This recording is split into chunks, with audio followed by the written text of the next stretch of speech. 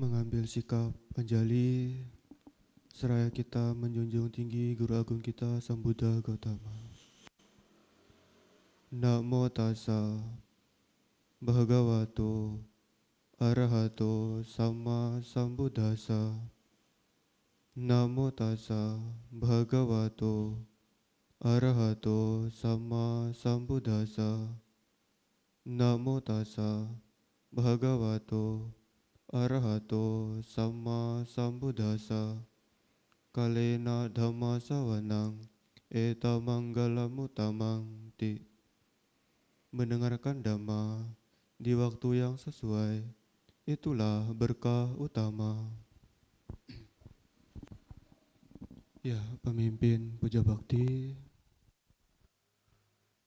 para romo ramani, para bapak ibu, saudara seteman sekalian, selamat malam Sukhyantu Namo Buddhaya. Ya, sebelumnya izinkan saya untuk terlebih dahulu untuk memperkenalkan diri. Ya mungkin nama sudah tahu ya karena ada di belakang, tetapi asalnya mungkin tidak tahu. Ya, perkenalkan nama saya Samanara Santarato. Saya berasal dari Lombok, ya.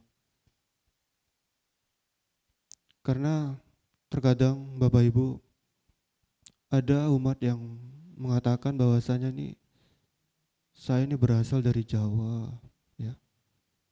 Padahal ya walaupun sudah 4 tahun lebih tinggal di Jawa, ya, bahasa Jawanya ya paling tahunya piye kabare doang. Ya.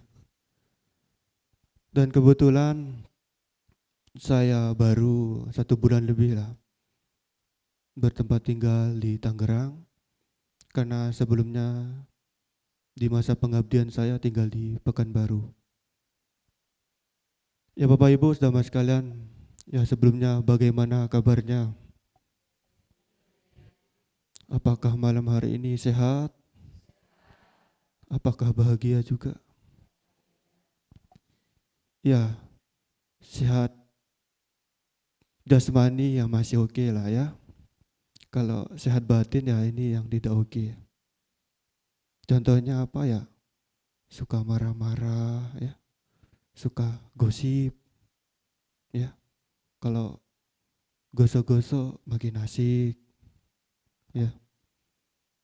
Ya Bapak Ibu sama sekalian, pada malam hari ini Anda mengawali kebajikan, datang ke wihara, melakukan perbuatan-perbuatan baik. Ya, tadi Bapak Ibu ya sudah bersama-sama membacakan parida-parida suci. Ya tentu dengan kita membacakan parida suci yang menumbuhkan keyakinan Bapak Ibu kepada Tiratana, Buddha, Dhamma, dan Sangha, ya. Dilanjutkan dengan meditasi. Tentu pada saat meditasi tidak hanya duduk, kemudian matanya kemana-mana. Oh ya.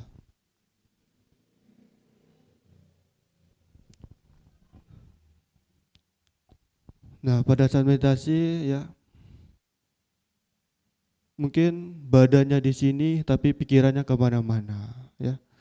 Jadi ketika meditasi ya Anda renungkan ya sifat-sifat luhur dari Sang Buddha ya, atau Anda bisa memancarkan perasaan meta ya atau cinta kasih, atau bahkan Anda merenungkan perbuatan-perbuatan baik ya yang Anda lakukan setiap hari.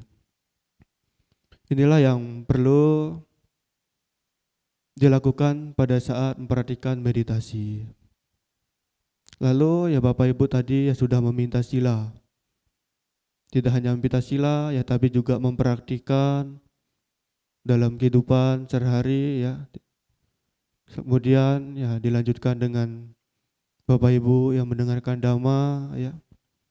Karena di dalam Manggala Sutta dikatakan ada 38 berkah yang Bapak Ibu dapatkan.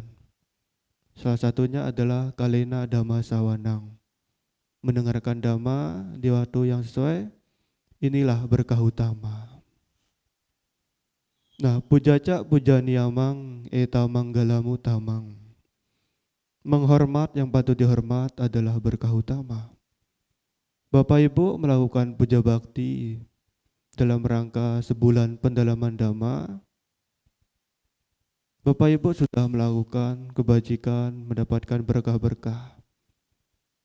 Adapun berapapun berkah yang Bapak Ibu lakukan, Anda mendapatkan yang pertama, usia yang panjang. Bapak Ibu ingin usia yang panjang? Nah, tentu ya dengan kita memiliki umur yang panjang, ya Bapak Ibu bisa melakukan lebih banyak kebajikan, ya, entah itu dengan berdana atau melakukan perbuatan-perbuatan baik lainnya. Anda gunakan waktu Anda dengan sebaik-baiknya dengan melakukan perbuatan-perbuatan baik, entah itu ya datang ke wihara atau membantu orang-orang di sekitar Anda. Ini adalah sesuatu perbuatan-perbuatan baik ya, untuk melakukan kebajikan.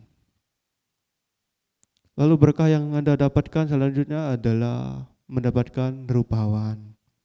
Rupawan artinya ya mendapatkan yang mungkin yang cewek mendapatkan wajah yang cantik, yang cowok ganteng ya. Tetapi dalam hal ini tidak hanya rupawan dalam badan jasmani ya, tetapi juga cantik atau rupawan dalam batinnya ya, pikirannya, ucapannya harus baik. Lalu berkah yang selanjutnya adalah kebahagiaan. Ya, tentu kita semua yang ada di sini ya menginginkan kebahagiaan ya. Tiap hari bahagia ya. Nah, lalu berkah selanjutnya Anda mendapatkan kekuatan. Kekuatan bukan mendapatkan ya kekuatan ilmu sihir ya, tetapi kekuatan dalam menjalani ya tubuh jasmani ini sehat. Ya, ini adalah satu bentuk kekuatan. Nah, pada kesempatan malam hari ini Bapak Ibu sama sekalian, Samanera akan membagikan ceramah dhamma yang berjudul Membangun Kehidupan yang Cerah. Bapak Ibu saudara sama sekalian, kita mengenali dan memahami ajaran-ajaran luhur dari Guru Agung Sambuddha Gautama. Salah satunya adalah kita punya keyakinan terhadap hukum karma dan juga punarbawa. Bapak Ibu mungkin sudah mengetahui apa itu hukum karma, ya. Hukum karma adalah perbuatan-perbuatan yang kita lakukan, baik atau buruknya perbuatan itu. Jikalau seseorang ini masih membuat yang namanya perbuatan-perbuatan ini, maka seseorang ini akan terus mengalami yang namanya kelahiran berulang. Nah, kita sebagai umat Buddha, kita punya keyakinan terhadap hukum karma dan juga punarbawa. Punarbawa yang artinya kelahiran kembali. Ketika kita tidak berusaha ya, untuk melenyapkan secara total pengotor-pengotor batin ini, baik itu keserakahan, kebencian dan kebodohan batin, maka seseorang akan terus mengalami yang namanya kelahiran berulang ini. Nah, kita semua yang hadir di sini belum ada tanda-tanda bahwasanya kita sudah mencapai tingkat arhat. Nah, memungkinkan kita ya untuk banyak kita memiliki kesempatan untuk lahir kembali. Tetapi Bapak Ibu saudara semua sekalian, walaupun kita mengalami yang namanya lahir kembali, tetapi pada kehidupan kita saat ini, kita melakukan banyak kebajikan, melakukan perbuatan-perbuatan baik, kita tidak perlu takut ketika kita menemukan hal demikian seperti yang lahir kembali ini. Karena kita sudah melakukan kebajikan-kebajikan lainnya yang tentunya akan mengkondisikan kita untuk bisa terlahir di alam bahagia. Tetapi apabila Bapak Ibu sama sekalian di dalam kehidupannya sehari-hari melakukan perbuatan-perbuatan buruk, ya ini akan mengkondisikan Bapak Ibu untuk bisa menderita atau terlahir di alam kurang bahagia. Nah, tujuan Sang Buddha, Guru Agung Buddha, mengabarkan dhamma kepada kita semua adalah karena kasih sayang. Karena ada sedikit debu di mata mereka, perlu yang namanya mengajarkan dhamma ini. Makanya kita ketahui bahwasanya dulu Sang Buddha enggan, ragu-ragu ya, untuk mengabarkan dhamma kepada kita. Karena ya dhamma ini sangat sulit dipahami dan dimengerti. Tetapi ya pada saat itu ada seorang Brahma yang bernama Brahma Mahasampati yang memohon kepada Sang Buddha ya agar mau mengabarkan dhamma ajarannya ini. Sehingga ya dhamma ini sampai saat ini. Dan lebih bagusnya lagi kita bisa mempraktikkan dhamma ajaran Sang Buddha itu di dalam kehidupan kita sehari-hari. Nah, Bapak Ibu Saudara sekalian, berkaitan tentang karma. Ada sebuah ungkapan yang ditanyakan oleh seorang Brahma kepada Sang Buddha yang menanyakan perihal, "Oh Samana, Anda mengajarkan tentang hukum karma. Bagaimana Anda mengetahui bahwasanya hukum karma ini benar atau tidak? Bagaimana setelah saya melakukan banyak kebajikan pada kehidupan saat ini, tetapi kehidupan yang akan datang itu tidak ada?" Nah, lalu Sang Buddha menjawab, pada kehidupan saat ini, ketika Anda memilih menjadi orang baik, kalaupun di kehidupan mendatang itu benar-benar ada, maka Anda juga akan bahagia di kehidupan datang. Dan kalaupun di kehidupan mendatang itu tidak ada, maka Anda juga akan setidaknya Anda akan bahagia di kehidupan saat ini. Begitu juga sebaliknya ketika Anda melakukan perbuatan buruk di kehidupan saat ini dan kehidupan mendatang akan ada, maka Anda juga akan menderita di kehidupan ini. Anda juga akan menderita di kehidupan yang akan datang. Artinya apa? Walaupun Anda ragu-ragu, tetapi Anda memilih menjadi orang baik pada kehidupan saat ini, tetapi setidaknya Anda akan bahagia di kehidupan saat ini. Nah, lebih lanjut lagi Sang Buddha menjelaskan di dalam salah satu sutta Anguttara Nikaya kelompok 4 yang berjudul Tamo Tama Sutta. Ya, yang mungkin ada yang pernah membaca sutta ini ataupun ada yang pernah mendengar, tetapi ini perlu saya ulang ya. Karena salah satu penyakit dari kita ini, hari ini kita mendengar, biasa saja keluar dari sini atau besoknya sudah lupa. Makanya ya perlu kita mengulang. Nah, di dalam Tamo Tama Sutta itu Sang Buddha menjelaskan tentang perjalanan hidup seseorang. Ternyata di dalam Tamo Tama Sutta ini berkaitan tentang apa yang saya bawakan pada malam hari ini, yaitu membangun kehidupan yang cerah. Ya, ternyata di dalam Tamo Tama Sutta ini bahwasanya seseorang ini tidak hanya membawa kehidupannya ini ke arah yang cerah saja. Ternyata ada sebagian yang membawa kehidupannya nih ke arah yang gelap.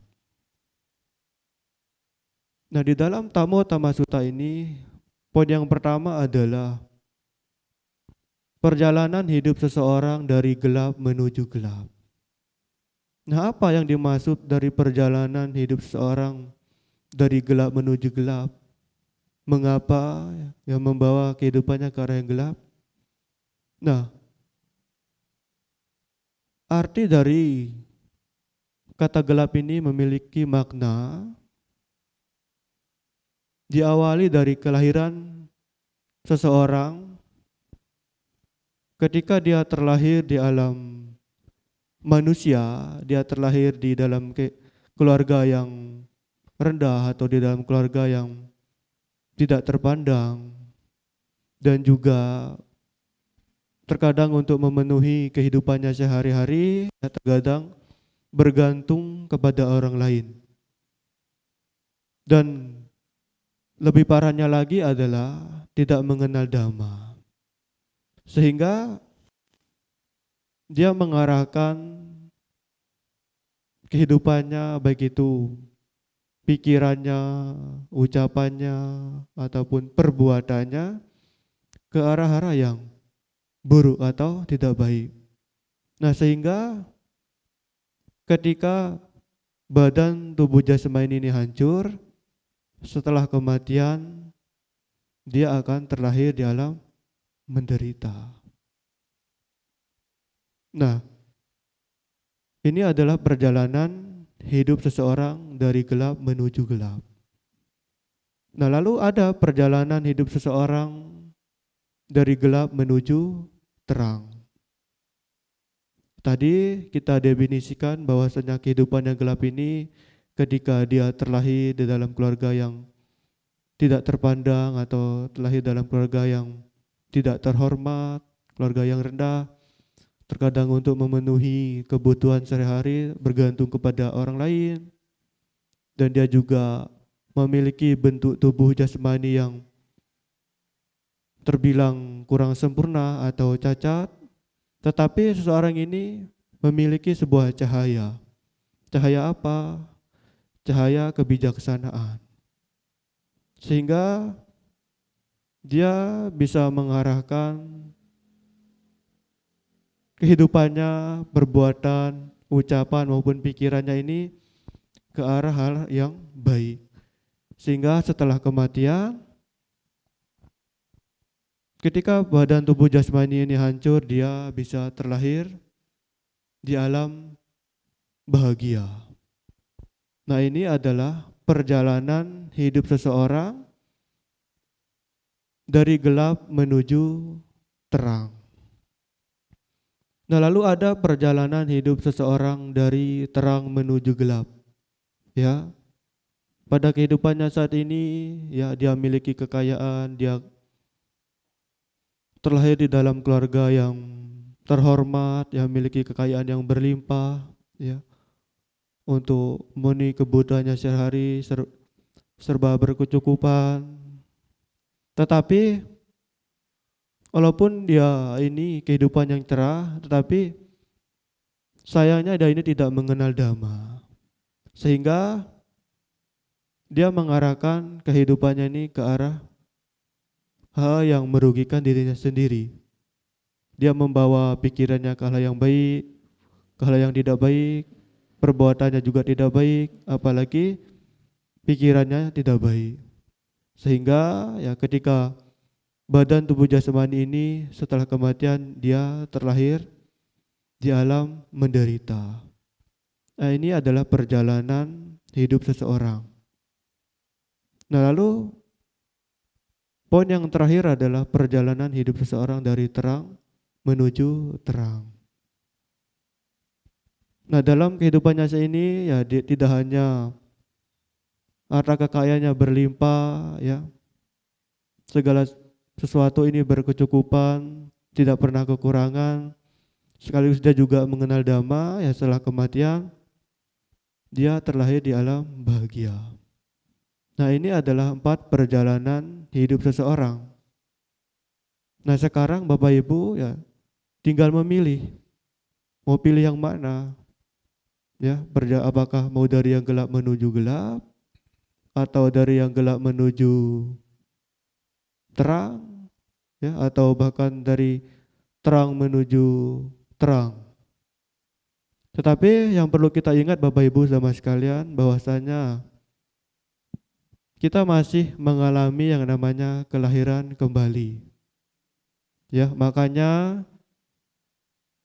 topik ini perlu saya bawakan pada kesempatan malam hari ini, ya, supaya apa?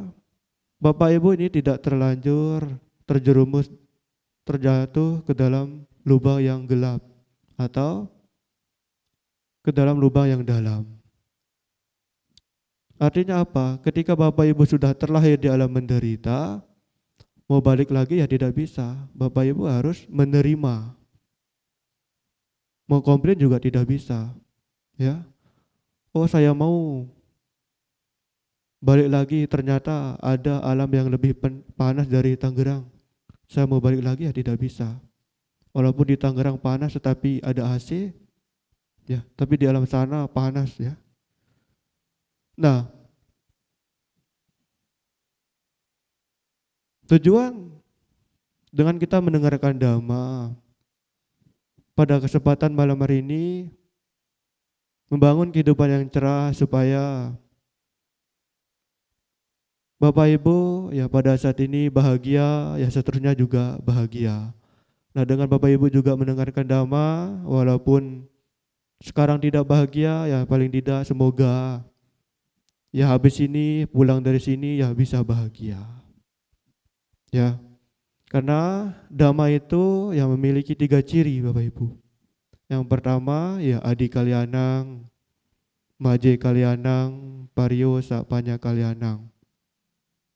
Artinya apa? Dhamma yang indah pada awal, dhamma yang indah pada pertengahan, dan juga dhamma yang indah pada akhir. Nah, apa yang dimaksud dari dhamma yang indah pada awal? Walaupun sedikit banyaknya kita belajar dhamma, paling tidaknya yang indah pada awalnya adalah indah pada perbuatan atau perilaku Bapak Ibu Saudara semua sekalian. Akan terus berkembang lagi, akan indah pada pertengahan, indah pada keseimbangan batin Bapak Ibu Saudara semua sekalian. Akan terus berkembang lagi, ya, akan indah pada kebijaksanaan Bapak Ibu Saudara semua sekalian.